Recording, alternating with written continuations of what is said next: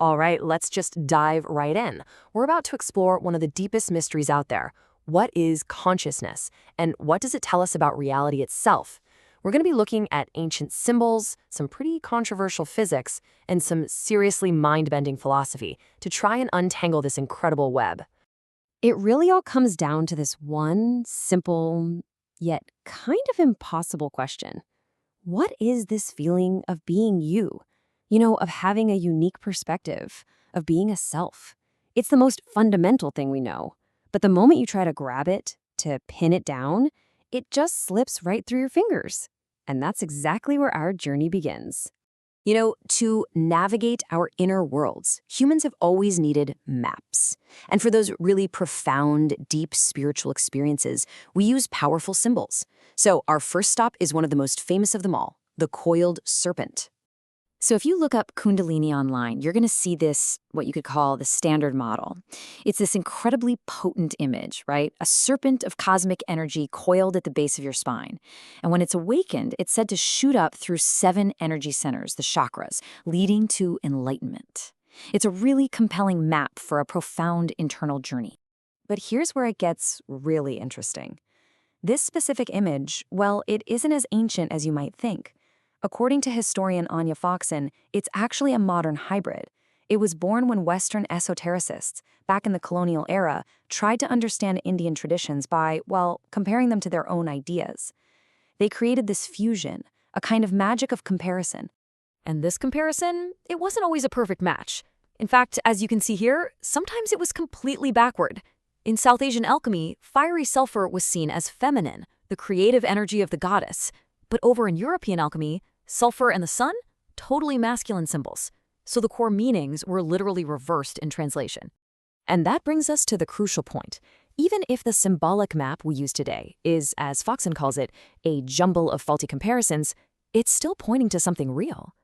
Underneath all the symbols and the mixed-up history, there's an experience so powerful that it demands an explanation, whether that's through ancient symbols or through modern science.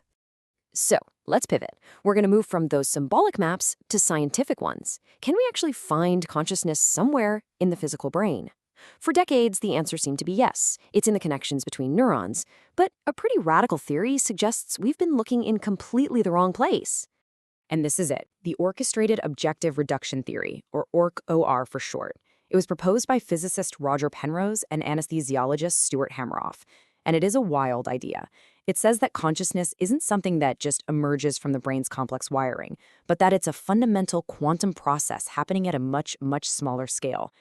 And this visual really illustrates the shift perfectly. On the left, you've got the classic view. Consciousness is in the brain's software, the signals jumping between synapses. But on the right, that's where ORC-OR is looking. Inside the microtubules, the tiny protein scaffolding that makes up the neuron's skeleton. The theory suggests consciousness isn't in the software, it's built into the brain's fundamental hardware. I mean, the goals of this theory are incredibly ambitious. It's not just saying the brain uses quantum effects, it's saying the brain is a quantum computer. It's trying to tackle the hard problem. Why do we have subjective feelings at all? And it even offers a potential physical basis for free will, something that isn't just predetermined or purely random. Okay, so this theory is definitely controversial, and for a very good reason. The number one objection from mainstream science is that the brain is just the wrong kind of environment. It's warm, wet, and noisy. It's a chaotic place where these super delicate quantum states should fall apart almost instantly. That's a process called decoherence. It's a huge hurdle for sure, but the story might not end there. If we take a quantum theory of mind seriously, even just for a minute, it forces us to look at the absolute strangest parts of physics. Because if our consciousness is a quantum phenomenon, what does that mean for the nature of reality itself? Well, it leads us straight to ideas like the many worlds interpretation. So the many worlds idea basically says that every time a quantum event has more than one possible outcome, the universe splits. All the possibilities become real, each in its own separate branch. Now, this solves some tricky problems in physics, but it creates a massive philosophical one. If every single outcome actually happens, what on earth does it mean to say that one outcome is 99% probable and another is only 1% probable? This quote from physicist N. Graham just nails the problem. Think about it. If a 99% probable event and a 1% probable event both just split the world into two branches, a simple count gives you a 50-50 outcome. The numbers, the probabilities, they seem to lose all meaning. It feels like our real-world experience of chance is just some kind of illusion. So this is the core paradox, right? If every possible future is just as real as any other, then the whole concept of chance, which is so fundamental to how we live our lives, it seems to completely evaporate. How do you solve that without just throwing out the physics? Well, one potential solution, coming from philosopher Simon Saunders, is just as radical as the problem it's trying to solve. It suggests that to save the idea of probability, we have to completely change how we think about time, the universe, and even ourselves. And look, physics has forced us to make this kind of shift before. Einstein's theory of relativity completely shattered our intuitive idea of a single universal now. It taught us that time is relative. The new idea here is to apply that same relational logic to the self. The self isn't a single thing that moves through time. It's a pattern of events. So how does this actually fix probability? Okay, let's walk through it. The old way of thinking is to make a statement like, I will observe spin up. But in a many worlds universe, that's just false, because a version of you will also see spin down. The relational approach changes the statement. It says, the probability relative to me right now that a future version of me observes spin up is 50%. See the difference? It's not a statement about one definite outcome, but about the relationship between your present self and a possible future self. And here is the truly mind-bending takeaway from all of this. You, the you that exists right this second, you don't have one single definite future.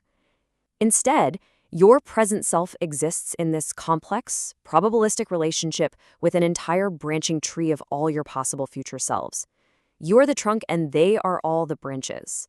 Okay, so we've gone from ancient serpents to quantum microtubules to branching multiple cells. What is the thread that connects these totally separate worlds? Well, it's an idea that we actually ran into right at the beginning.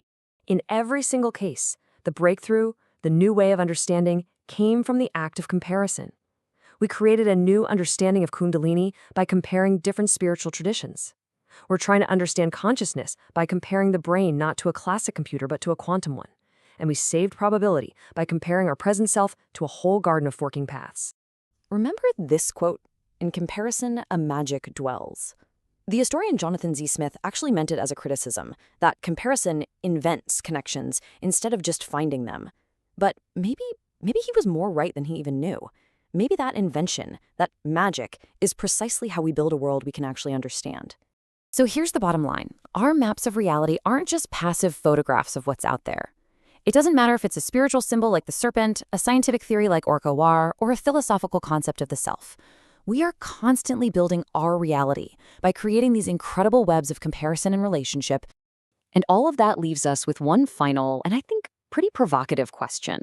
Is the world a solid, independent thing that we're all just slowly uncovering piece by piece? Or is reality itself something more like a story? A vast, intricate narrative that we are constantly writing and rewriting, just by the simple, magical act of comparing one thing to another?